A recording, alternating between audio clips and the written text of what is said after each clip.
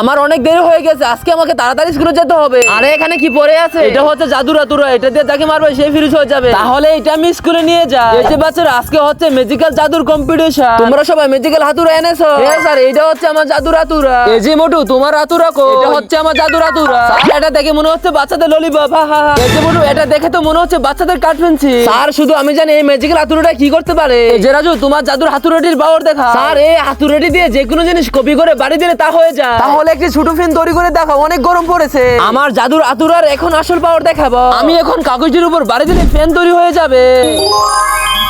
আরে রাজু, জাদুরি সত্যি কাম করেছে। সাকিব, এবার তোমার পালা। আর এই জিনিস দিয়ে যাকে বাড়ি দিব সে ছোট হয়ে যাবে। স্যার, এটা আবার কি করে হতে পারে? দাঁড়া, তাহলে এবার করে দেখাচ্ছি। আরে সে সত্যি ছোট হয়ে গেছে। স্যার, সাকিব আমাকে ছোট করে দিয়েছে, আমি বড় হতে চাই। স্যার, এই হাতুড়ি দিয়ে ছোট করা যায়, বড় করা যায় না। আরে এটা আবার কি করে হতে পারে? আরেকটা বাড়ি দিয়ে তোমাকে একটু ছোট করে দে। মোটু, এবার তোমার জাদুর হাতুড়ের পাওয়ার দেখা। স্যার, এই হাতুড়ি দিয়ে যাকে বাড়ি দিব সে ফ্রিজ হয়ে যাবে। এটা আবার কি করে হবে? আচ্ছা স্যার, এখনই দেখাচ্ছি।